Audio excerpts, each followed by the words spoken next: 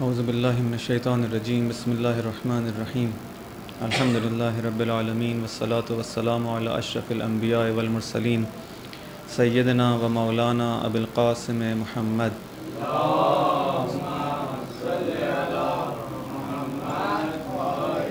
وعلی آل بیتہ الطیبین الطاہرین المعصومین المنتجبین سیما بقیۃ اللہ فی الارضین ارواحنا فدا وعجل اللہ تعالی فرجہ الشریف. اما بعد فقد قال اللہ سبحانہ وتعالی فی کتابہ الحکیم اعوذ باللہ من الشیطان الرجیم بسم اللہ الرحمن الرحیم یا ایہا الذین آمنوا کونوا انصار اللہ کما قال عیسی ابن مریم للحواریین من انصاری الی اللہ قال الحواریون نحن انصار اللہ فآمنت طائفۃ من بنی اسرائیل وکفرت طائفہ فأیدنا الذین آمنوا علی عدوہم فأصبحوا ظاہرین. ایک درود بھیجے محمد و آل محمد.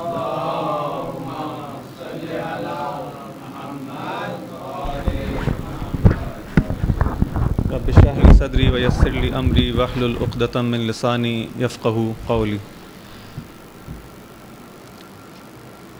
اذان محترم،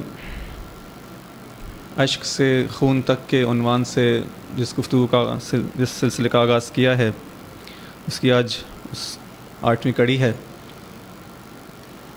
اور تقریباً گفتگو جو ہے وہ آخری مراحل میں داخل ہو چکی ہے. اب تک آپ کی خدمت میں یہ بیان ہوا کہ اس آیت کے اندر خداوند متعال مومنین کو دعوت دے رہا ہے کہ خدا کی نصرت کرنے والے بن جائیں، کونوا انصار اللہ. جس طرح سے حضرت عیسیٰ علیہ السلام نے جو اپنے حواریوں سے کہا کہ کون ہے جو خدا کے راستے میں میری مدد کرے گا، تو آپ کے حواریوں نے کہا کہ ہم انصار اللہ ہیں، ہم خدا کی مدد کریں گے. یہ بات بیان ہوئی کہ نصرت خدا کی مدد کا مطلب اس آیت کی روشنی میں رسول کی مدد، اس کے دین کی مدد ہے. دوسری طرف یہ بات بیان ہوئی کہ مکتب تشیع کا ایک اہم ترین رکن عزاداری سید الشہداء ہے. اس عزاداری کا ایک اہم ترین عنصر امام کی یاد میں اور ان کے غم میں آنسو بہانا ہے اور اشک بہانا ہے. یہ بات بھی بیان ہوئی کہ عزاداری سید الشہداء کا جو ہدف ہے، جو مقصد ہے، وہ وہی ہے کہ جو امام علیہ السلام کے قیام کا تھا. اگر امام علیہ السلام کے قیام کا مقصد دین کو زندہ کرنا، دین کی تبلیغ کرنا، ظلم کے خلاف آواز بلند کرنا، حق کا کلمہ بلند کرنا تھا، تو عزاداری کا بھی یہی ہدف ہونا چاہیے. جب ان تمام باتوں کو ایک جگہ جمع کیا جاتا ہے تو یہ بات واضح ہوتی ہے کہ عزاداری در حقیقت دین خدا کی کمک، اس کی نصرت کے لیے ایک اہم کردار ادا کر سکتی ہے اگر اس کو صحیح معنی میں انجام دیا جائے. اور یہ گریہ و زاری اس سلسلے کے اندر ایک پہلا قدم ہے، لیکن آخری قدم نہیں ہے. ایک پہلی سیڑھی کا جو ایک پہلا سٹیپ ہے، اور آگے کی منزلیں دشوار تر ہیں، سخت تر ہیں، جن کو ایک مومن کو طے کرنا ضروری ہے. یہ بات بھی بیان ہوئی کہ جب نصرت کی بات آتی ہے، کمک کی بات آتی ہے، کسی کی ہیلپ کی بات آتی ہے، تو وہاں پہ دو لوگوں کا تصور آتا ہے. ایک وہ کہ جس کی مدد کی جا رہی ہے، جسے ہم منصور کہتے ہیں، کہ جس کی نصرت کی جائے، اور ایک وہ کہ جو کہ ناصر ہوتا ہے، کہ جو مدد کرتا ہے. اب تک کی جو گفتگو ہوئی ہے اس کے اندر وہ پہلا حصہ کہ ہم جس کی مدد کرنا چاہتے ہیں، ضروری ہے کہ پہلے اس کی معرفت حاصل کریں کہ وہ کون ہے کہ جس کی مدد کی جانے ہم کرنا چاہتے ہیں. وہ منصور اگر دین خدا ہے، وہ منصور اگر ائمہ اہل بیت ہیں، وہ منصور اگر رسول اللہ کی ذات ہے، تو ہمیں معلوم ہونا چاہیے کہ ان کی زندگیاں کس قسم کی تھیں، ان کے اہداف کیا تھے، ان کا گول کیا تھا، یہ کیا کرنا چاہتے تھے، کس طرح سے دین کو احیا کرنا چاہتے تھے، کس طرح سے دین کی تبلیغ کرنا چاہتے تھے. خلاصہ انہوں نے اپنی زندگیاں کس طرح سے گزاری ہیں تاکہ ہم اس ہدف تک پہنچنے کے لیے صحیح طرح سے پہنچ سکیں وہاں تک، جب تک ہم کو یہ معلوم نہ ہو کہ جس کی میں مدد کرنا چاہ رہا ہوں وہ کون ہے، اور جس کی میں مدد کرنا چاہ رہا ہوں اس کا ہدف کیا ہے، جب تک میں صحیح معنی میں اس کی مدد نہیں کر سکتا. اس لیے جو ہے چند نشستوں کے اندر اس بات کی وضاحت کی کوشش کی گئی کہ رسول اللہ صلی اللہ علیہ وآلہ وسلم سے لے کر اللہم صلی علی محمد و آل محمد، آئمہ کی زندگیوں کے اندر ہم کو کیا چیز اہم ترین، وہ کیا نکات ہیں جو نظر آتے ہیں، ان کی سیرت کیا ہے اور وہ کیا پیغام دینا چاہتے ہیں. اور وہ جو مکتب تشیع جس کے ہم ماننے والے ہیں، اس کی جو اساس ہے، اس کی جو بنیاد ہے، وہ کس قسم کی تعلیمات پر ہے. ہمارا جو دین کے بارے میں جو اوپینین ہے، جو نظر ہے، وہ کس قسم کی نظر ہے. یہ تمام باتیں ان ائمہ کی سیرت سے ہمارے سامنے واضح ہو کے سامنے آتی ہیں کہ ائمہ علیہم السلام کی زندگی وہ ہے کہ جو انہوں نے پوری اپنی زندگی کو جو ہے وہ مسلسل دین کے نفاذ کے لیے قربان کر دیا. یہ ذمہ داری جو امامت کی آپ کو سونپی گئی تھی تمام ائمہ کو، یہ دو ذمہ داریاں تھیں. ایک دین کی تشریح کرنا، اس کی تفسیر کرنا، اس کو بیان کرنا لوگوں تک، اور دوسرا دین کو معاشرے کے اندر نافذ کرنا. اور اس معاشرے کی جو رہبری ہے وہ دوسرا امام علیہ السلام کا فریضہ تھا. اس دونوں فریضوں کو انجام دینا امام علیہ السلام کی ذمہ داری ہے. ضروری ہے کہ ان دونوں کو انجام دیا جائے، کیونکہ بالآخر امام کی ذات معصوم ذات ہے. وہ کوئی کسی قسم کی ذمہ داری جو ان کو خدا کی طرف سے دی گئی ہے اس میں کوتاہی نہیں کر سکتے. اور انہوں نے اپنی سیرت میں یہ بات کو واضح طور پر یہ کر کے دکھایا. دونوں عہدوں کو جو ان کے حوالے کیا گیا تھا، دین کی تفسیر اور تبیین کا کام، اور دین کی اس معاشرے کے اندر دینی طور پر اس کی رہنمائی اور رہبری کا کام، یہ دونوں ایسے کام تھے کہ جو امام علیہ السلام نے اس ذمہ داری کو بہترین طریقے سے نبھانے کی کوشش کی. یہ الگ بات ہے کہ مختلف شرائط کی وجہ سے، مختلف وجوہات کی وجہ سے وہ جو دوسرا اہم ترین کام تھا، وہ جو دوسرا اہم ترین منصب تھا جو امامت کا تھا اور معاشرے کے اندر دین کو نافذ کرنے کا تھا، اور اس معاشرے کی جو رہبری اور قیادت کا جو وظیفہ تھا، وہ لوگوں کی ساتھ نہ دینے کی وجہ سے اس کو عملی جامہ نہیں پہنا سکے. لیکن اس کا مطلب یہ نہیں تھا کہ جب امامت اس معاشرے کے اندر جو امام علیہ السلام کی ذمہ داری ہے کہ اس معاشرے کی امامت کریں، قیادت کریں، اگر وہ ذمہ داری کو پوری طرح سے اگر وہ حاصل انجام نہ دے پائے، اس کا مطلب یہ نہیں ہے کہ کوئی اس سلسلے میں کوئی کسی قسم کی کوشش بھی نہ کی جائے، بلکہ ان کی پوری کوشش یہ تھی کہ کسی طرح سے اس عہدے کو بہترین طریقے سے سنبھالیں اور اس کو انجام دینے کے لیے اس وظیفے کو، اس ذمہ داری کو اپنی پوری کوشش کریں. اور ان کی تمام زندگیاں جو ہم کو نظر آتی ہیں وہ اسی طرح سے کوشش کے اندر، محنت کے اندر، جدوجہد کے اندر نظر آتی ہیں. اب تک کی گفتگو کا ایک خلاصہ ہے. اس کے بعد جو سوال پیش آتا ہے وہ یہ ہے کہ اگر میں چاہتا ہوں کہ امام علیہ السلام کی نصرت کروں، اب جب کہ میں نے جان لیا کہ وہ جو منصور ہے کہ جس کی نصرت کی جانی چاہیے وہ کس قسم کی ذات ہے، اس کا ہدف کیا ہے، اب میں چاہتا ہوں کہ اس دین کی مدد کروں، خدا کی مدد کروں، رسول کی مدد کروں، امام کی مدد کروں، کس طرح سے کروں گا؟ اس ناصر کے اندر جو ہے، کمک کرنے والے کے اندر، ہیلپ کرنے والے کے اندر، مدد کرنے والے کے اندر کیا خصوصیات ہونی چاہیے؟ اس چیز کو سمجھنے کے لیے ضروری ہے ایک اہم ترین نقطے کو کہ جو دین کی طرف سے ہم کو بتایا گیا ہے، خدا کی طرف سے سمجھایا گیا ہے قرآن کے اندر، احادیث کے اندر، ایک اہم ترین نقطہ انسان کی زندگی کے اندر اس کو سمجھنے کی ضرورت ہے کہ اگر اس کو نہ سمجھا جائے تو ممکن ہے بعض اوقات شکوک و شبہات جو ہیں وہ ذہنوں میں جو ہیں وہ جنم لیں. وہ اہم ترین نقطہ کیا ہے؟ وہ نقطہ تقریباً ائمہ کی سیرت سے بھی البتہ یہ بات واضح ہو چکی ہے، لیکن اس کو دوبارہ اس پہ تاکید کرنا ضروری ہے. نقطہ یہ ہے کہ جب خدا مومنین سے کہتا ہے کہ تم لوگ خدا کے ناصر بن جاؤ، خدا کی نصرت کرنے والے بن جاؤ، اور اس سے پہلے والی چند آیات کے اندر، اسی سورہ صف کی 10ویں آیت کے اندر یہ بات بیان ہوتی ہے کہ کیا میں تمہاری ہدایت کروں ایک ایسی تجارت کی طرف جو تم کو نجات دے عذاب علیم سے. هل ادلکم علی تجارت تنجیکم من عذاب علیم، کیا تم لوگ نہیں چاہتے کہ میں تم لوگوں کی ہدایت کروں ایک ایسی تجارت کی جانب کہ جو تم کو عذاب علیم سے نجات عطا کرے؟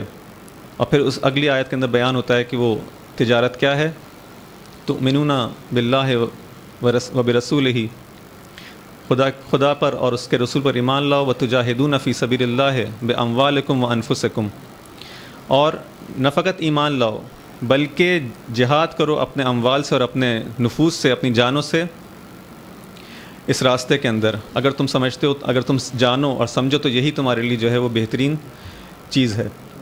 خوب، یہاں پہ فوراً جو ہے ان آیات کو جب ہم ملا کر سامنے رکھتے ہیں، اس کے بعد فوراً جو بیان ہوتا ہے کہ آئے ایمان لانے والوں، خدا کی نصرت کرو، خدا کی مدد کرنے والے بن جاؤ. جب ان آیات کو انسان ملا کر پڑھتا ہے، اس کا مطالعہ کرتا ہے، تو معلوم ہوتا ہے کہ ایک جہاد کرنا خدا کے راستے کے اندر کوشش کرنا، زحمت برداشت کرنا، دشمنوں کا مقابلہ کرنا ضروری ہے، جہاد کرنا ضروری ہے اس راستے کے اندر. اور یہی ہے نصرت خدا. نصرت خدا، اگر تم چاہتے ہو نصرت کرو خدا کی، تو تمہیں کیا کرنا ہوگا؟ جو پہلی آیات کے اندر بیان ہوا کہ تم کو بلا کر جہاد کرنا ہوگا. جب جہاد کا تصور آتا ہے فوراً کیا چیز ذہن میں آتی ہے؟ ایک دشمن کا ہونا ضروری ہے کہ جس کے مقابلے میں ایک رکاوٹ ہے، ایک کچھ موانع ہیں، کچھ ہرڈلز ہیں کہ جو اس راستے کے اندر مانے ہیں، اور مجھے ان سے جو ہے وہ لڑنا ہے اور ان موانع کو دور کرنا ہے تاکہ میں خدا کی نصرت کر سکوں. خدا جب نصرت کے لیے ہم کو دعوت دے رہا ہے، اس کا مطلب ہے کہ کچھ مشکلات ہیں کہ جس کی وجہ سے دعوت کی جا رہی ہے کہ اے مومنین آؤ نصرت کرو دین خدا کی. اس کا مطلب ہے کچھ ایسی موانع موجود ہیں معاشرے کے اندر جو یہ کام نہیں ہونے دینا چاہ رہے ہیں. اسی کو جو کہا گیا کہ بس ضروری ہے کہ تمہیں جہاد کرنا ہوگا. ایمان لانا کافی نہیں ہے، بلکہ ایمان کے ساتھ ساتھ جہاد بھی کرنا ہوگا، نہ فقط اپنے اموال سے بلکہ اپنی جانوں سے تم کو جہاد کرنا ہوگا. خوب، جب نصرت دین خدا کی بغیر اس بات کو سمجھے ہوئے نہیں ہو سکتی کہ کچھ دشمنان خدا ہیں، دشمنان دین خدا ہیں، دشمنان ائمہ اہل بیت ہیں جن سے مقابلہ کرنا ضروری ہے، جب تک ہم صحیح معنوں میں نصرت کا حق ادا نہیں کر سکیں گے. امام علیہ السلام نہج البلاغہ کے اندر بہت واضح ایک جملہ بیان کرتے ہیں. کہتے ہیں یہ نہ سمجھو کہ تمہاری زندگیاں جو ہیں بغیر کسی مشکل کے اور اس طرح سے نہیں، تمہارا ایک دشمن ہے جو بالآخر تم چاہے سمجھنے کی کوشش کرو، چاہے تمہیں سمجھ میں آئے چاہے نہ آئے، چاہے تم اس کی جانب متوجہ ہو یا نہ ہو، بالآخر ایک ایسے دشمن ہے کہ جو تم پر نظر رکھے ہوئے ہے اور ہمیشہ تم پر وار کرنے کی کوشش میں لگا رہتا ہے. لا ینام عنکم وانتم فی غفلۃ ساہون. درست ہے کہ تم لوگ غفلت کے اندر ہو، سوئے ہوئے ہو، لیکن تمہارا دشمن غافل نہیں ہے. لا ینام عنکم، وہ نہیں سویا ہوا گرچہ تم غفلت کے اندر ہو، گرچہ تم نے فراموش کر دیا اپنی ذمہ داری کو، گرچہ تم یہ سمجھتے ہو کہ دین خدا پر عمل کرنا فقط یہ کہنا ہے کہ ہم نے ایمان لے آئے اور چند رسومات کے اندر شرکت کر لی، چند نمازوں کو روزہ رکھ کے اور عزاداری کے اندر شرکت کر کے ہم یہ سمجھ لیں کہ ہم ایمان لائے اور کافی نہیں. ایک دشمن بھی ہے جو طاق میں لگا. دشمن کیا کرنا چاہتا ہے؟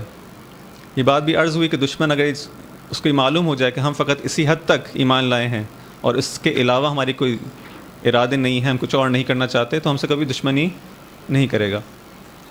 لیکن جب وہ دیکھتا ہے کہ ایمان لانے والے کچھ اور بھی کرنا چاہتے ہیں، اس دین کو معاشرے کے اندر نافذ بھی کرنا چاہتے ہیں، تب جا کے وہ کہتے ہیں نہیں، یہ کام میں نہیں ہونے دوں گا. کیونکہ بالآخر دو قوتیں ہیں، ایک طرف خدا ہے، ایک طرف طاغوت ہے. البتہ شرک کے معنی میں نہ ہے ذہنوں کے جو ہے دو قوتیں مستقل نہیں، یہ نظام اس طرح سے ایک طرف خدا اپنی طرف بلاتا ہے، ایک طرف شیطان اپنی طرف بلاتا ہے. تو یہ دونوں دعوتیں اپنی جگہ پر موجود ہیں. دونوں کی جانب ہم کو انسان کو ہوشیار رہنے کی ضرورت ہے کہ اگر ہم جو ایمان لے آئے ہیں تو اس کا مطلب یہ نہیں ہے کہ دوسری طرف سے کوئی اور فورسز، کوئی اور قوتیں نہیں ہیں جو اپنا کام نہیں کر رہی. نہیں، وہ اپنی طرف سے بالکل چوکس اور چوکنا ہے اور ہر وقت ہم پر وار کرنے کے لیے آمادہ ہیں.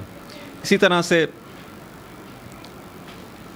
امام علیہ السلام فرماتے ہیں کہ اب جب ایک دشمن کا تصور آ گیا، اس کا مطلب ہے کہ اسٹرگل، جہاد، کوشش بالآخر اس سلسلے میں انسان کو کرنی ہوگی، اور اسی طرح سے اس کی آزمائش ہوگی، اسی طرح سے اس کو آزمایا جائے گا. یہ بہت ساری آیات جو ہم کو نظر آتی ہیں قرآن کے اندر جو اس سلسلے میں اس بات پر دلالت کرتی ہیں کہ ایک امتحان تمہاری زندگی کے اندر ہونا ہے.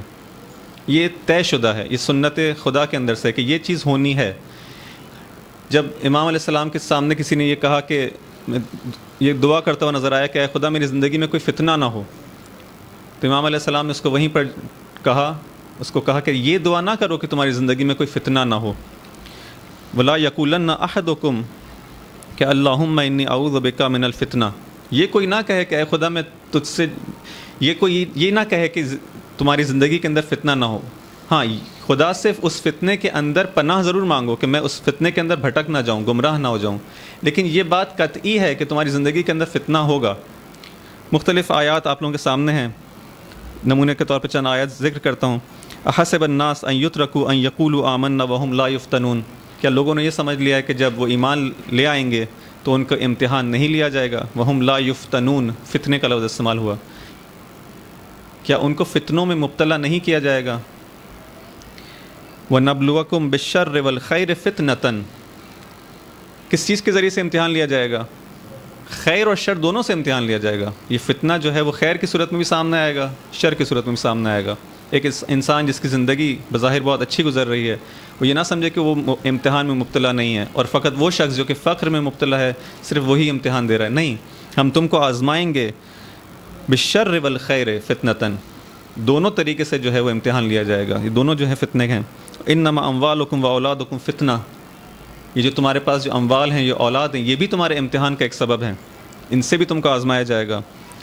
الذی خلق الموت والحیات لیبلوکم ایکم احسن عملا. اصلاً حیات کا، زندگی کا مقصد ہی یہ ہے کہ یہ تمہارا امتحان لیا جائے.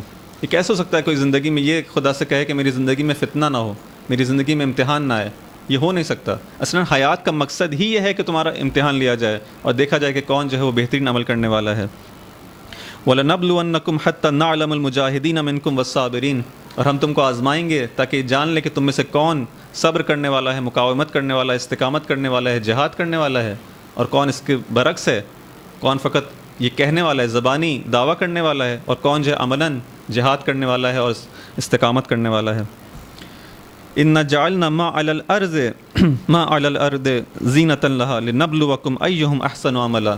اس آیت کے اندر اس مزید تھوڑا سا اس کی وضاحت کی گئی کہ وہ جو چیز جس کے ذریعے سے تم کو آزمائیں گے وہ کیا ہوگا؟ زینت ہوگی. زینت کسے کہتے ہیں؟ جس کی طرف انسان کا دل جو ہے وہ مائل ہوتا ہے، اس کی طرف جھکتا ہے، اس کی طرف رجحان پیدا کرتا ہے، اس کو پسند کرتا ہے، اس سے محبت کرتا ہے. ہم نے ہر وہ چیز جو کہ اس زمین کے اوپر زینت ہے، چاہے وہ انسانوں کی صورت میں ہو، کوئی خوبصورت ہو، چاہے وہ مال کی صورت میں ہو، جس کے اندر ہر وہ چیز جس کو تم زینت سمجھو اپنے لیے، ہر اس چیز سے تمہارا جو ہے وہ امتحان لیا جائے گا. اسی طرح سے نہ فقط چیزوں سے بلکہ انسانوں کے ذریعے سے امتحان لیا جائے گا. لِيَبْلُوَكُمْ بَعْضَكُمْ بِبَعْضٍ، تم میں سے بعض کے ذریعے سے امتحان لیا جائے گا. ایک انسان کو ثروت دے کے، مقام دے کے، دولت دے کے، علم دے کے اس شخص کا امتحان لیا جائے گا کہ جس کے پاس یہ چیزیں نہیں ہیں. دونوں کا امتحان لیا جائے گا. جس شخص کو دیا جا رہا ہے اس کا بھی امتحان لیا جائے گا کہ تم کو جو ہم نے نعمتیں دی ہیں، تم نے کیا اس پہ جو ہے اس کی جو ذمہ داری اور تمہاری رسپانسبلٹی تھی اس کو ادا کیا کہ نہیں کیا. فقراء کے سلسلے میں اگر کوئی عالم ہے اس کا امتحان لیا جائے گا کہ ہم نے تم کو جو علم دیا ہے تم نے اس کو پہنچایا یا نہیں پہنچایا. جو جاہل ہے اس کا بھی امتحان لیا جائے گا کہ تم نے اس عالم کے سلسلے میں اپنی ذمہ داری کو ادا کیا کہ نہیں کیا، تم نے آیا اس کے پاس جا کر علم کو طلب کیا کہ نہیں کیا. بس ہر انسانوں سے امتحان لیا جائے گا، چیزوں کے ذریعے سے امتحان لیا جائے گا. مختلف جو قرآن کے اندر موارد بیان کی گئے. اسی طرح سے وَرَفَعَ بَعْضَكُمْ فَوْقَ بَعْضٍ دَرَجَاتٍ لِيَبْلُوَكُمْ فِي مَا آتَاكُمْ، اور ہم بعض کو بعض کے اوپر فوقیت دیتے ہیں، کچھ کو جو ہے وہ حکمرانی دیتے ہیں، کچھ کو مال دیتے ہیں، کچھ مختلف درجات دیتے ہیں، اور اس کے ذریعے سے لوگوں کا جو ہے امتحان لیا جاتا ہے کہ دیکھیں لوگ جو ہے حسد میں مبتلا ہوتے ہیں کہ نہیں ہوتے. لوگ بالآخر یہ سارے موارد ہیں، اتنے زیادہ ہیں یہ موارد قرآن کے اندر. فقط چند آپ کی خدمت میں جو ہے اس کو سیمپل کے طور پر پیش کیا کہ امتحان قطعی ہے، اور مختلف طریقوں سے جو امتحان ہے اس کا بھی جو ہے وہ وَلَنَبْلُوَنَّكُمْ بِشَيْءٍ مِّنَ الْخَوْفِ وَالْجُوعِ وَنَقْصٍ مِّنَ الْأَمْوَالِ وَالْأَنفُسِ وَالثَّمَرَاتِ. تمہارا بھوک سے امتحان لیا جائے گا، مختلف نعمتوں سے امتحان لیا جائے گا، تمہاری جانوں کا امتحان لیا جائے گا، تمہارے اموال کا امتحان لیا جائے گا کہ خدا کے راستے میں اموال خرچ کرتے ہو کہ نہیں کرتے، خدا کے راستے میں اپنی جانوں کو دینے کے لیے آمادہ ہو یا نہیں ہو. مختلف بلائیں آئیں گی، مختلف خوف عالم ہوگا، ممکن ہے معاشرے کے اندر امن و امان نہ ہو، وہاں پہ تمہارا امتحان لیا جائے گا. معاشرے کے اندر جو ہے ممکن ہے کبھی قحطی ہو جائے، خوش سالی ہو جائے، وہاں تمہارا امتحان لیا جائے گا کہ کیا تم احتکار کرتے ہو، سب چیزوں کو اپنے لیے جمع کر لیتے ہو یا نہیں. مختلف طرح کے دیکھیں خدا کی طرف سے ایک بہت بڑا فضل و کرم ہے یہ کہ اس نے ہم کو یہ بھی بتایا کہ تمہارا امتحان ہونا ہے. جس طرح سے فرض کریں کہ ایک اسکول ہے، اس کے اندر جو ہے وہ طلاب پڑھ رہے ہیں، اسٹوڈنٹس ہیں، وہاں پہ ٹیچر آ کے بتاتا ہے کہ تم لوگوں کا امتحان ہونے والا ہے، اس کے لیے آمادہ رہو.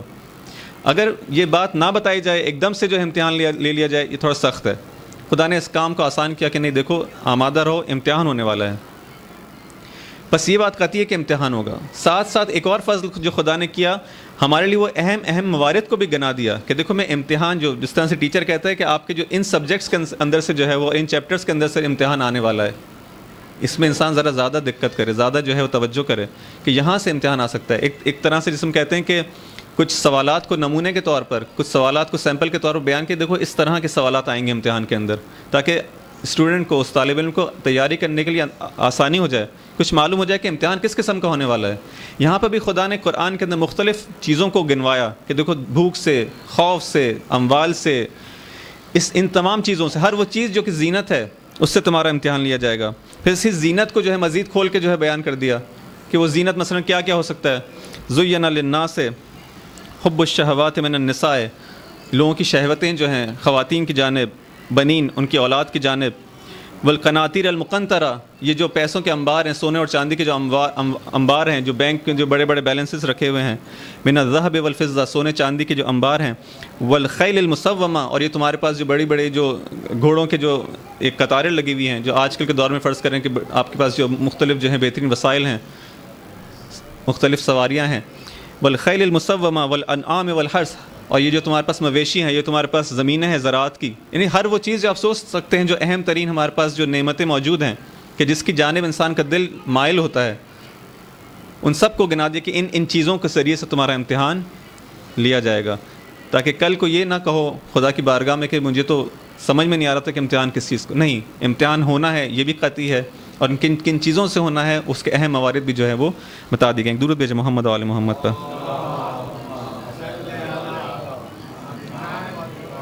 ان آیات کی جانب جب ہم غور کرتے ہیں تو ایک چیز ہمیں واضح نظر آتی ہے کہ بار بار کلمہ فتنے کا استعمال ہو رہا ہے، فتنے کا لفظ استعمال ہو رہا ہے۔ فتنہ کیا ہوتا ہے؟ امام علیہ السلام نہج البلاغہ کے اندر اس کو اس طرح بیان کرتے ہیں کہ ان الفتن اذا اقبلت شبہت، فتنہ کیا ہے؟ دیکھیں ایک دفعہ فتنے کا ہم ڈکشنری کے اندر معنی دیکھتے ہیں، لغت کے اندر معنی دیکھتے ہیں، وہ الگ چیز ہے۔ اصل جو چیز ہم کو سمجھنے کی ہے، جو قرآن ہم کو جس چیز کی طرف جس سے بتا رہا ہے کہ حتماً فتنہ ہوگا اور اس سے تمہارا امتحان لیا جائے گا، اور احادیث میں آئے، وہ ہمارے لیے زیادہ ضروری ہے کہ اس کو سمجھیں۔ اب لغت کے اندر مختلف جو ہے سٹیجز کے اندر اور کس طرح سے اس نے مراحل طے کرتے ہوئے اس کو ہم اس سے قطع نظر خود آئمہ نے کس طرح سے فتنے کو بیان کیا۔ کہتے ہیں جو فتنہ ہے یہ کیا ہے؟ ان الفتنہ اذا اقبلت شبہت، فتنے کی خصوصیت یہ ہوتی ہے کہ جب وہ آتا ہے تو حق اور باطل کے درمیان تمیز کرنا مشکل ہو جاتا ہے، چیزیں مشتبہ ہو جاتی ہیں، مکس اپ ہو جاتی ہیں، حق اور باطل کے درمیان تمیز کرنا آسان نہیں رہتا۔ وَإِذَا أَدْبَرَتْ، بہت خوبصورت جملہ ہے، جب آتا ہے، جب آ رہا ہوتا ہے معاشرے کے اندر ایک فتنے کے طور پر، اس وقت چیزیں واضح نہیں ہوتی۔ وَإِذَا أَدْبَرَتْ، اور جب چلا جاتا ہے، جب فتنہ گزر جاتا ہے، تنبہت، اس وقت لوگوں کو سمجھ میں آتا ہے اچھا یہ تھا، حق یہ تھا، باطل یہ تھا۔ جنگ صفین کا آپ ملاحظہ کریں، جب فتنہ آیا تھا لوگوں کو سمجھ میں نہیں آ رہا تھا۔ آج ہم ہزاروں سال کے بعد جو ہے 1400 سال کے بعد جب اس تاریخ کو پڑھتے ہیں تو لوگوں کی ملامت کرتے ہیں، کہتے ہیں کہ یہ لوگ کس قسم کے لوگ تھے کہ ان لوگوں نے اتنی واضح سی چیز کو جو ہے وہ ان کو سمجھ میں نہیں آئی۔ لیکن آپ اس زمانے کے اندر جا کے دیکھیں، جنگ جمل کے اندر دیکھیں، لوگوں کو سمجھ میں نہیں آ رہا تھا اس طرف بھی اصحاب ہیں، اس طرف بھی اصحاب ہیں۔ کربلا کے میدان میں دونوں طرف جو ہیں فوجیں جو ہیں وہ مسلمان ہیں، کافر اور مسلمان کی جنگ نہیں بظاہر۔ یہاں تک جو ہے لوگوں کے لیے عجیب ہے، تاریخ کے اندر ایک خاتون ہے جو نظر کرتی ہے کہ اگر کربلا کے اندر امام حسین علیہ السلام کو نعوذ باللہ شہید کر دیا جاتا، بلکہ اس کے قتل کر دیا جاتا ہے، تو میں 10 اونٹوں کی قربانی کروں گی خدا کے راستے میں۔ اور جب اس کو خبر ملتی ہے تو یہ کام کرتی۔ تاریخ کے اندر یہ چیزیں ہیں، اس طرح سے لوگوں کے لیے جو ہے وہ چیزوں کو مکس اپ کر کے پیش کیا گیا تھا۔ یہ بعد میں اب ہمارے لیے بہت ساری چیزیں واضح ہوئی ہیں کہ اچھا حالات یہ تھے، حق پر یہ تھے، باطل پر یہ تھے۔ البتہ اس میں کسی کو جو ہے وہ لوگ جن لوگوں نے جان بوجھ کر اس کے اندر کوتاہی کی اور سمجھنے کی کوشش نہیں کی، ان کو بری ذمہ قرار دینا مقصود نہیں ہے۔ لیکن وہ لوگ جو کہ تھوڑی زحمت کر کے جنگ صفین کے اندر ایک ملاک موجود تھا عمار یاسر کی صورت میں، رسول خدا کہہ کے گئے تھے کہ جس طرف بھی جو ہے عمار کا وجود ہوگا وہ حق پر ہوگا، اس کے مقابلے میں جو ہے جو طائفہ ہے وہ طائفہ طاغی ہوگا، وہ بغاوت کرنے والا ہوگا، تو گیان کرنے والا ہوگا۔ یہ کہہ کے گئے تھے، لیکن پھر بھی لوگوں نے جو ہے سمجھنے کی کوشش نہیں کی۔ خیر، فرماتے ہیں کہ ان الفتنہ اذا اقبلت شبہت و اذا ادبرت تنبہت، جب چلا جاتا ہے پھر لوگوں کو سمجھ میں آتا ہے اچھا یہ بات تھی۔ آپ حضرات اگر تھوڑا آگے تشریف لے آئیں، ایک درود پہ بھیج دیں۔ اللہم صلی علی محمد و علی محمد۔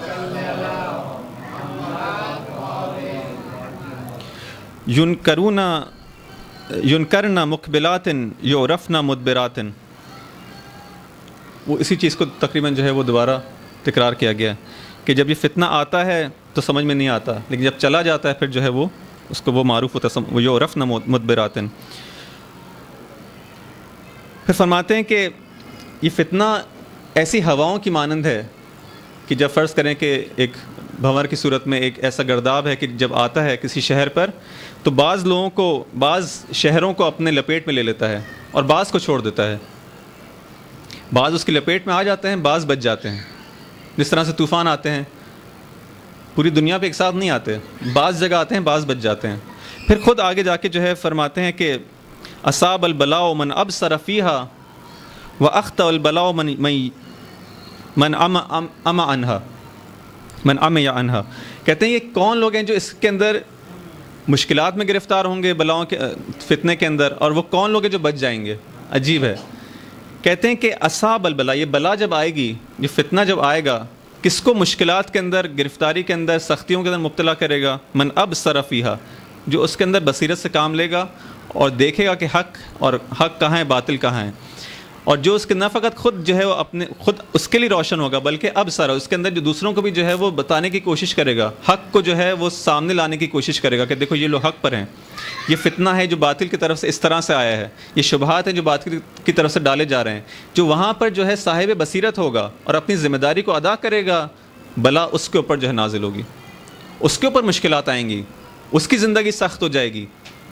لیکن جو آنکھیں بند کر لے گا، جو اس سے جو ہے عمیا عنہا، جو ان اندھیروں میں رہ جائے گا، جو معلوم کرنے کی کوشش نہ کرے کہ حق کہاں ہے، باطل کہاں پر ہے، یا کیا ہو رہا ہے، سازشیں کس قسم کی ہیں، جو اس طرف جانا ہی نہ چاہے، تو اخطأ البلا، اس سے جو ہے بلا جو ہے محفوظ رہے گی۔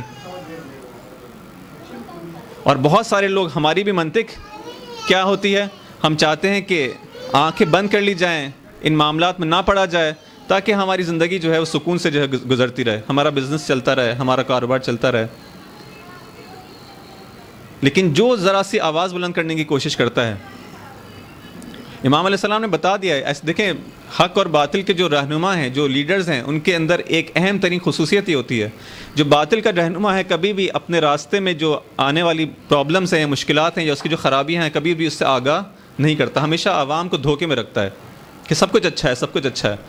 لیکن حق کا جو رہنما، حق کا جو لیڈر اور حق کا جو امام ہوتا ہے، اس کی اہم ترین خصوصیت یہی ہوتی ہے، اور اسی کی وجہ سے اس کا کام بھی سخت ہو جاتا ہے، اور اسی کی وجہ سے لوگ بھی اس کی کم حمایت کرتے ہیں، کہ وہ صاف صاف تر واضح طور پر بتا دیتا ہے کہ راستہ یہ ہے اور اس کے اندر مشکلات ہیں، اور اس طرح سے تم کو قربانی دینی ہوگی، تمہارا مال بھی مانگا جائے گا، تمہاری جانیں بھی مانگی جائیں گی، اس طرح سے تم کو گرفتاریاں بھی دینی ہوں گی، یہ سب کچھ بتا دیتا ہے، اسی لیے اس کے ساتھ دینے والے بھی افراد کم ہوتے ہیں۔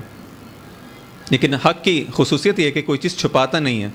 لیکن ان تمام چیزوں کے باوجود خوبصورتی سب چیزوں کے اندر یہ ہے کہ پھر بھی حق جو ہے وہ غالب رہتا ہے، پھر بھی باطل جو ہے اس کو شکست ہوتی ہے۔ ایسا نہیں ہے کہ باطل جو ہے وہ کامیاب نہیں، فقط ایک ظاہر اس کا اس طرح سے ہوتا ہے، لوگ اس طرح سے سمجھتے ہیں، در حقیقت اور اس کا جو واضح ترین مثال جو ہے، واضح ترین دلیل جو ہے، جو برہان قاطع ہے کہ جس کے سامنے سب لوگوں کی پھر زبانیں بند ہو جاتی ہیں، وہ واقعہ کربلا ہے، کہ واقعاً کس طرح سے حق جو ہے اتنی ظاہری طور پر کمزور صورت میں ہونے کے باوجود، اصحاب کے نہ ہونے کے باوجود، آوان کے نہ ہونے کے باوجود، پھر بھی آج بھی جو ہے وہ غالب ہے، آج بھی غالب ہے، اور باطل اپنی تمام شان و شوکت کے باوجود کتنا ذلیل اور رسوا۔ بس یہ فتنے کا جو امام علیہ السلام اس کی جو بیان کرتے ہیں کہ فتنہ کیا ہوتا ہے۔ اس کے بعد ہم مزید اگر ہم دیکھیں کہ یہ فتنہ کرنے والے جو افراد ہیں، جو دشمنان ہیں، اچھا اس سے پہلے کہ ہم ایک اور نقطے کی طرف توجہ ضروری ہے۔ جو فتنہ ہے، قرآن کے اندر بعض دفعہ اس کو خدا کی جانب نسبت دی گئی ہے کہ خدا جو ہے وہ لوگوں کا امتحان کرتا ہے، جس طرح سے بیان کیا کہ ہم نے تمہیں خلق اس لیے کیا ہے، اصل حیات کا فلسفہ ہی یہ ہے کہ تمہیں آزمایا جائے۔ خوب ایک دفعہ فتنہ جو کرنے والا ہے، یعنی جو امتحان لینے والا ہے، وہ خود خدا ہے، لیکن ایک دفعہ جو ہے وہ شیاطین ہیں، ایک دفعہ خود جو فتنہ کرنے والا جو ہے وہ انسان ہوتا ہے۔ کس معنی میں؟ جب خدا کہتا ہے کہ میں امتحان لوں گا تو وہاں پہ کسی کی گمراہی مقصود نہیں ہوتا، ہدف یہ نہیں کہ لوگوں کو فتنہ کر کے گمراہ کیا جائے، خدا کا مقصد گمراہ کرنا نہیں ہے۔ جب خدا کسی کا امتحان لیتا ہے تو اس کا ہدف یہ ہوتا ہے کہ یہ مومن ہے، یہ امتحان میں شرکت کرے، اور اگر امتحان میں پاس ہو جاتا ہے تو اس کے درجات جو ہیں وہ بلند ہوں اور ایک بالا تر مقام پہ آ جائے۔ جس طرح سے اسکولوں میں اور جو ہے مدارس کے اندر امتحان لیا جاتا ہے، ہدف یہ نہیں ہوتا کہ اس طالب علم کو فیل کر دیا جائے، نہیں، ہدف یہ ہوتا ہے کہ آئے امتحان میں شرکت کرے تاکہ اگلے مرحلے پہ پہنچے، اور یہ مراحل کو طے کرتا ہوا، ان مدارج کو طے کرتا ہوا کمال تک پہنچ جائے۔ خدا بھی یہ چاہتا ہے آہستہ آہستہ امتحان دو، پہلے دوسرے نمبر پہ اس طرح سے امتحانات، جس طرح جیسے جیسے ایک مومن امتحان دیتا چلا جاتا ہے، امتحانات کی سختی میں بھی اضافہ ہوتا چلا جاتا ہے، جیسے جیسے وہ اس کے مدارج کو طے کرتا ہے، کمالات کے مراحل کو طے کرتا ہے، اس کے امتحانات سخت سے سخت ہوتے چلے جاتے ہیں، اور پھر وہ آخری منزل پر یہی امتحانات ہیں کہ جو کربلا کا امتحان ہمارے پاس نظر آتا ہے، یہ وہ آخری مراحل ہیں اس قسم کے امتحانات۔ تو جب خدا امتحان لیتا ہے تو ہدف یہ نہیں ہوتا کہ کسی کو گمراہ کیا جائے، ہدف یہ ہوتا ہے کہ اس بندے کو آہستہ آہستہ قرب کی منازل کو طے کرتے ہوئے اپنے سے نزدیک کر دیا جائے۔ لیکن جب انسان فتنے، جب کہا جاتا ہے کہ انسان بھی جو ہے وہ انسانوں کی طرف نسبت دی جاتی ہے، کہا جاتا ہے کہ مثلا فتنہ تو قتل سے بھی زیادہ جو ہے بڑا گناہ ہے، تو یہاں پہ فتنے کو گناہ قرار دیا جاتا ہے۔ جب خدا جو ہے امتحان لیتا ہے، وہاں جب فتنے کا لفظ استعمال ہوتا ہے تو وہاں پہ یہ گناہ نہیں ہے، بلکہ یہ تو ہدف خلقت ہے، انسان کو قرب کی طرف لے جاتا ہے خدا کے۔ لیکن جب یہ کہا جاتا ہے کہ فتنہ تو قتل سے بھی بدتر ہے، تو وہاں پہ وہ فتنے مراد ہوتے ہیں کہ جو انسان کی جانب سے ہوتے ہیں، کہ جہاں پہ ہدف یہ ہوتا ہے کہ لوگوں کو گمراہ کر دیا جائے تاکہ وہ حق کے راستے پر باقی نہ رہ سکیں۔ بس یہ فرق ہے انسان کے فتنے میں اور خدا کی طرف سے جو آنے والے امتحانات ہیں۔ لیکن جب انسان بھی کسی کو گمراہ کرتا ہے اور فتنہ آتا ہے اور لوگوں کی طرف شبہات آتے ہیں، لوگوں کو گمراہ کیا جاتا ہے، وہاں پر بھی امتحان بالآخر انسان کا ہوتا ہے۔ ایک وہ شخص ہے کہ جو گمراہ کر رہا ہے انسانوں کو، جو فتنہ معاشرے میں ایجاد کر رہا ہے، اور وہ باقی لوگ ہیں معاشرے کے اندر جو کہ اس فتنے کے اندر مبتلا ہو رہے ہیں۔ اب یہ لوگ جو مبتلا ہو رہے ہیں اس فتنے کے اندر، بالآخر ان کو اپنی ذمہ داری کو ادا کرنا ہے۔ یہ نہیں کہہ سکتے کہ یہ تو جو ہے وہ انسانوں کی طرف سے فتنہ ہے، اور نہیں، بالآخر آپ کو ایک کنڈیشن کے اندر، ایک حالات کے اندر ڈال دیا گیا ہے، آپ ایک حالات، اب آپ کا وظیفہ ہے آپ اس کے اندر صحیح فیصلہ کریں اور صحیح طرح سے جو اس امتحان کے اندر جو ہے وہ کامیاب ہوں، چاہے یہ فتنہ جو انسانوں کا ہی ایجاد کیا ہوا کیوں نہ ہو۔ بس یہ جو اس کے بعد جو گفتگو ہے وہ ان در حقیقت طریقوں کی طرف ہے کہ جب انسان کسی کو گمراہ کرتا ہے، فتنہ جب ایجاد کرتا ہے، کس قسم کے جو اس کے پاس ہتھیار ہیں، کس قسم کے طریقے ہیں کہ جس طرح سے جو ہے وہ معاشرے کے اندر فتنہ ایجاد کیا جاتا ہے۔ کچھ گفتگو آج ہوگی انشاءاللہ، اس کا کنٹینیوشن جو ہے کل۔ پہلا ایک اہم ترین طریقہ کہ فتنہ گر جو ہوتا ہے، جو فتنے کو ایجاد کرتا ہے معاشرے میں، اللہ اہم طریقہ کہہ لیں، پہلا طریقہ کہہ لیں، جو بھی ایک اہم ترین طریقہ اس کا یہ ہوتا ہے کہ معاشرے کے اندر جو مقدس چہرے ہیں، جو مقدس چیزیں ہیں، جو مقدس رسومات ہیں، ان کے ذریعے جو ہے لوگوں کو گمراہ کیا جاتا ہے۔ یعنی یوں کہہ لیں کہ ہدایت کے جو وسائل ہیں انہی کو وسیلہ بنایا جاتا ہے گمراہی کا، جو ہدایت کے طریقے ہیں انہی کو استعمال کیا جاتا ہے، انہی کے ذریعے سے جو ہے گمراہ کیا جاتا ہے۔ ایک عالم دین کی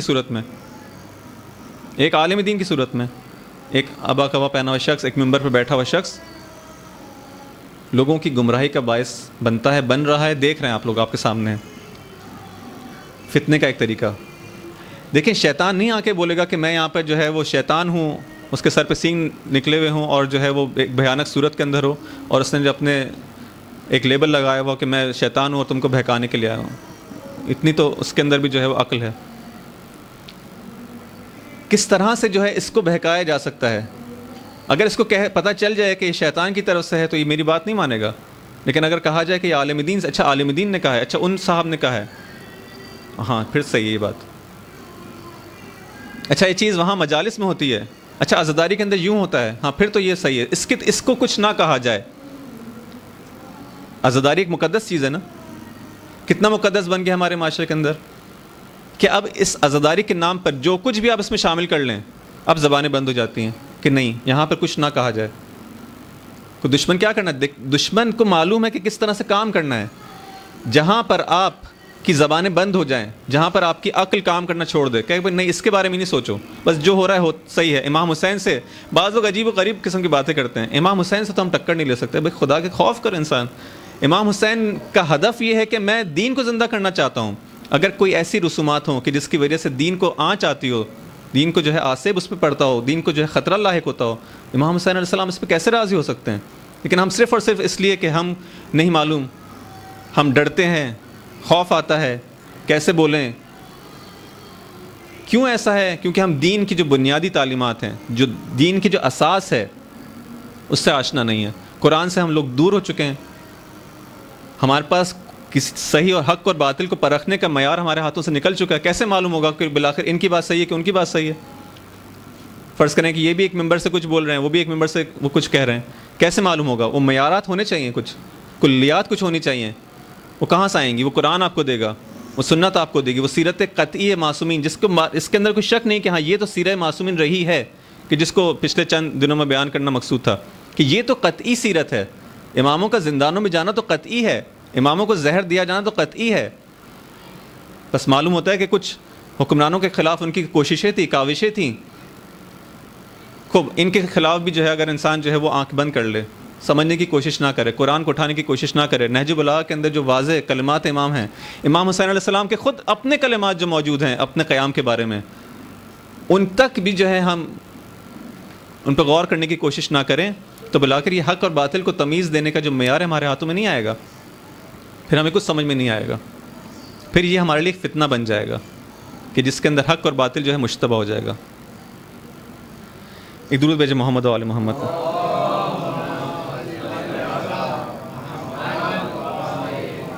اسی طرح سے ایک اور طریقہ کہ جو اچھی باتیں ہیں، خوبصورت باتیں ہیں، ایسے نعرے جو ہیں آزادی کے نعرے، مثلا فرض کریں کہ ترقی کے نعرے، مثلا جو ہے ایڈوانس ہونے کے نعرے، یہ سب جو چیزیں ہیں، مساوی حقوق کے نعرے ہیں، خواتین اور مردوں کے مساوی حقوق ہونے چاہیے، مثلا اس قسم کی باتیں، پتہ نہیں طرح طرح کی جو مختلف جو ہیں آپ کے پاس، ان چیزوں کو جو ہے وہ سامنے لایا جاتا ہے. اور پھر جو ہے لوگوں کو کہا جاتا ہے کہ ہم اس کے علمبردار ہیں، ہماری طرف آؤ. جو اس کی مخالفت کرتا ہے یہ دیکھتے ہوئے کہ بھائی یہ صرف شعار ہے، صرف ایک نعرہ ہے، پیچھے ہدف کچھ اور ہے، اس کے سامنے اس کو فوراً کیا اس پہ لیبل لگ جاتا ہے، ایک ایسا لیبل لگا دیتے ہیں کہ وہ اس کی زبان وہیں پر بند ہو جائے اور معاشرہ اس کو اتنی جو ہے وہ ملامت کرے کہ اب وہ کچھ بولنے کے قابل نہ رہے. اس کو کہا جائے گا یہ لوگ جو ہے انتہا پسند ہیں، یہ لوگ جو ہے مثلا قدامت پسند ہیں، یہ لوگ ترقی نہیں ہونا دینا چاہتے معاشرے کے اندر، ان لوگوں کی سوچیں جو ہے دقیانوسی سوچیں ہیں. یہ سارے مختلف قسم کے لیبلز لگا کے کبھی حتیٰ جو ہے دہشت گردی کا جو آپ جہاد کر رہا ہے خدا کے راستے میں، اس کو کہا جائے گا یہ دہشت گرد ہے. خوب یہ بھی جو ہے وہ کیا ایک فتنہ ہے. انسان کو واضح یہاں پر جو ہے سمجھنے کی ضرورت ہے کہ یہاں پہ کیا کون حق پر ہے، کون باطل ہے، ان نعروں کے پیچھے جو ہے وہ کیا حقائق ہیں، اس کے پیچھے کیا مقاصد ہیں. سورہ بقرہ کے اندر جو مشہور جو آپ مشہور اس لیے کہہ رہا ہوں کہ کم از کم یہ اس حد تک قرآن بہت سے لوگوں نے پڑھا ہوتا ہے کہ جب ان سے کہا جاتا ہے وَإِذَا قِيلَ لَهُمْ لَا تُفْسِدُوا فِي الْأَرْضِ، جب ان سے کہا جاتا ہے دیکھو زمین کے اندر فساد برپا نہ کرو، کہتے کہ کس نے کا فساد، ہم تو مصلح ہیں، ہم تو یہاں پہ جو ہیں وہ ریفارمسٹ ہیں، مثلا ہم تو اصلاح کے لیے نکلے ہیں، فساد کہاں سے بیچ میں آ گیا. وہی چیز ہے قرآن ہم کو بتا رہا ہے کہ یہ کبھی بھی یہ نہیں کہیں گے کہ ہم لوگ اصلاح کا نعرہ لے کے آئیں گے، ریفارمز کا نعرہ لے کر آئیں گے. انقلاب آ گیا، اب کہا گیا اس کے اندر جو ریفارم کرنے ہم کو، یعنی کیا مطلب ریفارم کرنے ہیں؟ ریفارم کے نام پر جو ہے ضد انقلاب باتیں. انقلاب آیا ہے کس سے لڑنے کے لیے؟ ظالموں سے لڑنے کے لیے. ریفارم کا نعرہ لگایا جائے گا، ہم اصلاح طلب ہیں، یعنی کیا مطلب ہم ریفارم چاہتے ہیں، اس انقلاب کو جو ہے دوبارہ سے کیا مطلب اصلاح کا، یعنی آپ جو ہے ظالموں سے جو ہے مقابلہ چھوڑ دیں. ہدف یہ ہوتا ہے. نعرہ کیا لگایا جاتا ہے کہ ہم ریفارمسٹ ہیں، اصلاح طلب ہیں، ہم جو ہے امن پسند لوگ ہیں. کس نے کہا کہ اسلام اس قسم کے امن کو جو ہے پسند کرتا ہے؟ نہیں. اصل میں بار بار اول سے لے کر آخر تک قرآن کے اندر جہاد جہاد جہاد جہاد. کون کہتے ہیں کہ اسلام جو اس معنی میں امن پسند ہے؟ ہاں جہاد کرو تاکہ باطل کا خاتمہ ہو اور صحیح معنی میں امن ہو سکے دنیا کے اندر.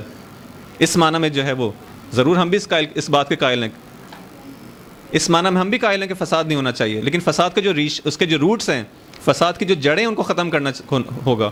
اور فساد کی جب جڑیں ختم کرنے کی بات آئے گی فوراً جہاد کی بات آئے گی. جب جہاد کی بات آئے گی فوراً کہا جائے گا دہشت گرد ہیں، یہ ٹیررسٹ ہیں. اور وہیں پہ جو ہے مومنین کہیں گے کہ ہاں ہم لوگ ان باتوں میں نہیں پڑھتے. ممبروں سے اس قسم کی باتیں نہ کی جائے. ممبر کو اس طرح سے مقدس بنا دیا جائے کہ یہ تو بہت مقدس چیز ہے، یہ تو دنیا سے اس کا کیا تعلق ہے.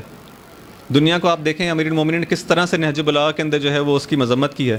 آپ دنیا کی باتیں کرتے ہیں، سیاسی باتیں کرتے ہیں. سیاست کا تعلق دنیا سے ہے، اور دنیا کو تو امام علیہ السلام 3 طلاقیں دے چکے ہیں.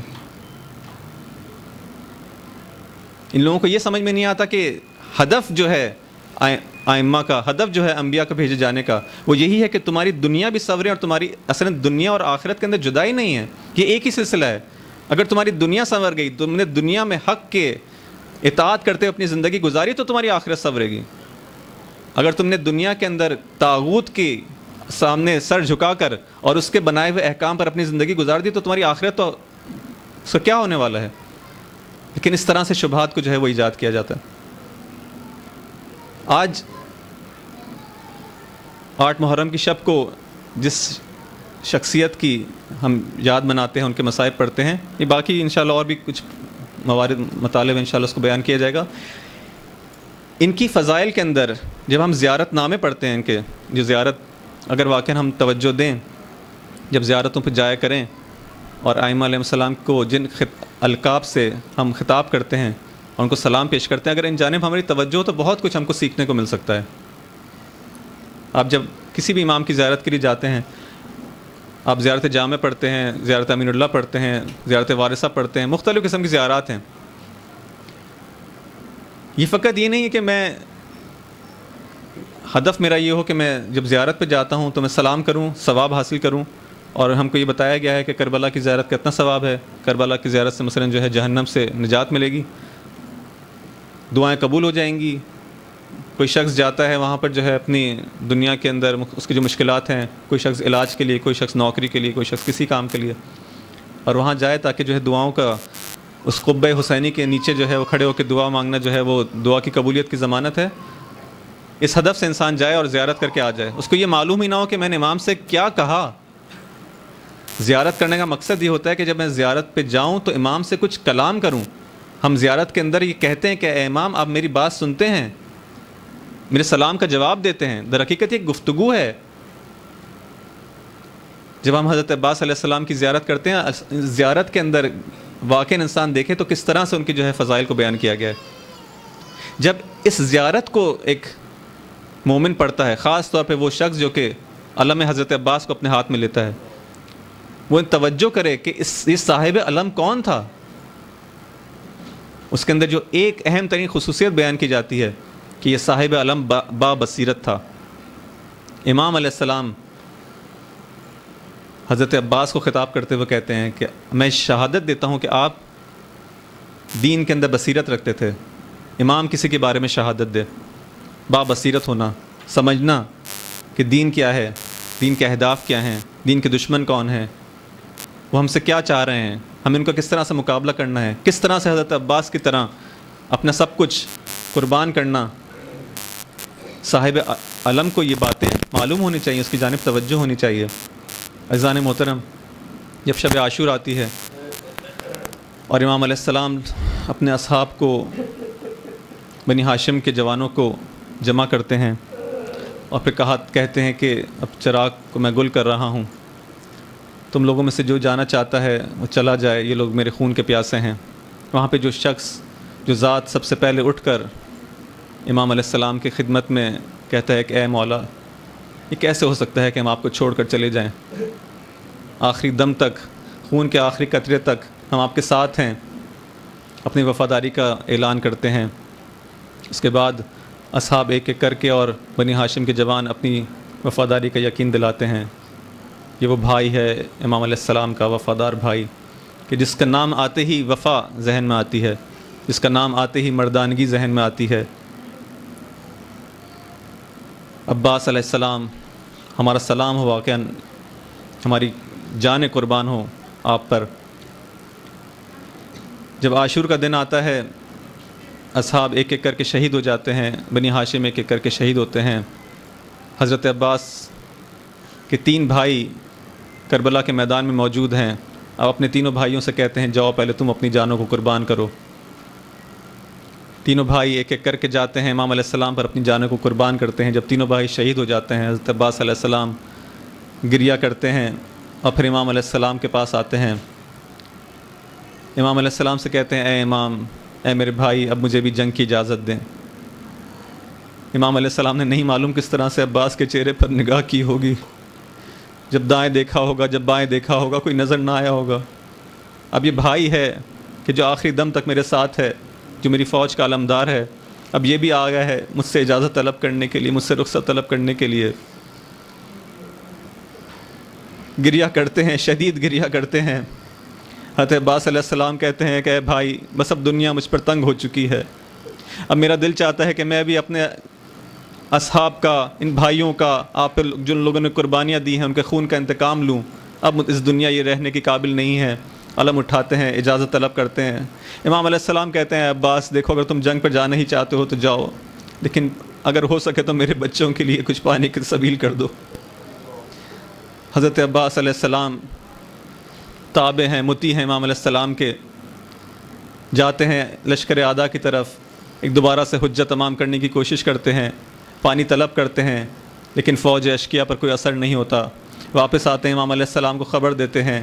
امام علیہ جب وہاں واپس آتے ہیں تو خیام سے بچوں کی اللہ تش کی صدائیں بلند ہیں، مشکیزہ اٹھاتے ہیں، نیزہ اٹھاتے ہیں، سوار ہوتے ہیں، نہر کی جانب سفر کرتے ہیں، 4000 کے لشکر کو نہر سے ہٹاتے ہیں، پانی تک پہنچ جاتے ہیں، پانی کے اندر آتے ہیں کہ گھوڑا پانی کے اندر پہنچ جاتا ہے۔ مقاتل نے لکھا کہ اپنا ہاتھ پانی کے اندر ڈالتے ہیں، ایک چلو میں پانی لیتے ہیں اور منہ کے قریب لے جاتے ہیں، ٹھنڈا پانی ہے، پیاس کی شدت ہے، پیاس کا غلبہ ہے، لیکن نہیں، پھر اچانک اس پانی کو پھینک دیتے ہیں اور پھر یہ شعر کہتے ہوئے باہر نکلتے ہیں کہ اے عباس یہ کیسے ہو سکتا ہے کہ تو پانی پی لے اور تیرا بھائی یہ پیاسا ہو اور پیاسا اس دنیا سے جانے والا ہو، یہ کہاں کی مردانگی ہے، یہ کہاں کا دین ہے کہ تو پانی کو پی لے۔ اس کے بعد مشکیزے کو بھرتے ہیں، مشکیزے کو اپنے کندھے پہ ڈال کے آگے بڑھتے ہیں، پوری کوشش ہے کہ کسی طرح سے امام علیہ السلام کے بچوں تک یہ پانی پہنچ جائے۔ تیزی سے آگے بڑھتے ہیں، لیکن ایک ملعون وار کرتا ہے اور آپ کے سیدھے ہاتھ پر وار کرتے ہیں، آپ کا سیدھے ہاتھ کو قط کر دیتا ہے۔ یہاں پر فرماتے ہیں کہ کیا ہوا، میرا سیدھا ہاتھ قط ہو گیا، بالآخر مجھے اس پانی کو پہنچانا ہے، بالآخر مجھے اس امام کے اس حکم کی تعمیل کرنی ہے۔ آگے بڑھتے ہیں، ایک ملعون آپ کے الٹے ہاتھ پر وار کرتا ہے۔ امام حضرت عباس اب مشکیزے کو کوئی چارہ نہیں ہے کہ اپنے سینے پر اس طرح سے لے لیتے ہیں کہ کسی طرح سے اس پہ کوئی تیر نہ آنے پائے۔ آگے بڑھتے ہیں، تیزی سے آگے بڑھتے ہیں، لیکن اب جو تیر چلتا ہے وہ مشکیزے پہ آ کے لگتا ہے۔ وہ جو پانی آپ نے بھرا تھا، وہ جو امید تھی وہ بہہ جاتی ہے اس پانی کے بہنے سے۔ ایک اور وار ایک ملعون کرتا ہے، آپ کو پیچھے سے وار کرتا ہے اور آپ کے سر پر ایک ایسا گرز مارتا ہے کہ آپ گھوڑے پر سنبھل نہیں پاتے۔ جب گھوڑے سے نیچے آتے ہیں، نہیں معلوم اس میدان کربلا میں اور بھی بہت سارے شہید ہیں کہ جو گھوڑے سے نیچے آئے ہیں، لیکن نہیں معلوم حضرت عباس جب نیچے آئے ہوں گے، نہ سیدھا ہاتھ ہے نہ الٹا ہاتھ ہے، نہیں معلوم کس طرح سے زمین پر آئے ہوں گے۔ آواز دیتے ہیں بھائی اے حسین۔ امام علیہ السلام جب آواز سنتے ہیں اپنے بھائی کی، تیزی سے عباس علیہ السلام کی طرف جب ہٹتے ہیں، تیزی سے جاتے ہیں، جب پہنچتے ہیں تو دیکھتے ہیں کہ حضرت عباس زمین پر ہے، دیکھتے ہیں کہ نہ سیدھا ہاتھ ہے نہ الٹا ہاتھ ہے، خون میں لت پت ہے۔ حضرت عباس سے بالآخر آخری مکالمات کرتے ہیں، شاید خیموں کی طرف لے جانا چاہتے ہوں گے، لیکن حضرت عباس کو نہیں معلوم کہ کیوں حضرت عباس کو وہیں پر دفن کیا گیا۔ شاید حضرت عباس نے التجا کی ہو کہ اے بھائی مجھے خیموں کی جانب نہ لے جانا، جب بچے دیکھیں گے یہ مشیزہ خالی آیا ہے۔ جب ام البنین کو مدینہ میں خبر ملی اور کسی نے بتایا کہ تمہارے چاروں بیٹے مدینہ کربلا میں شہید ہو گئے، اور کسی نے آپ کے بیٹے عباس کے سر پر وار کیا، تو پوچھا کیا میرے بیٹے کے ہاتھ نہیں تھے؟ وَلَعْنَةُ اللَّهِ عَلَى الْقَوْمِ الظَّالِمِينَ وَسَيَعْلَمُ الَّذِينَ ظَلَمُوا أَيَّ مُنْقَلِبٍ يَنْقَلِبُونَ۔ خدایا ہماری اس قلیل سی عبادت کو قبول فرما۔ خدایا ہمیں حضرت عباس کے نقش قدم پر چلتے ہوئے اپنا سب کچھ اپنے امام کی خدمت میں قربان کرنے کی توفیق عطا فرما۔ وہ بصیرت، وہ جس طرح کی بصیرت اس عظیم ہستی کی تھی، اے خدا اس کا ایک ذرہ ہمیں عطا فرما دے تاکہ ہم صحیح معنوں میں اپنے دین کی حفاظت کر سکیں اور اس پر قربانیاں دے سکیں۔ اے خدا اس خون کا انتقام لینے کے لیے اپنے آخری حجت کے ظہور میں تعجیل فرما اور ہمیں ان کے اصحاب و انصار میں شامل فرما۔ اس سورہ فاتحہ کی درخواست تمام مرحوم مومنین و مومنات کے لیے۔ اعوذ باللہ من الشیطان الرجیم، بسم اللہ الرحمن الرحیم، الحمد للہ رب العالمین الرحمن الرحیم مالک یوم الدین، ایاک نعبد و ایاک نستعین، اہدنا الصراط المستقیم صراط الذین انعمت علیہم غیر المغضوب علیہم ولا الضالین۔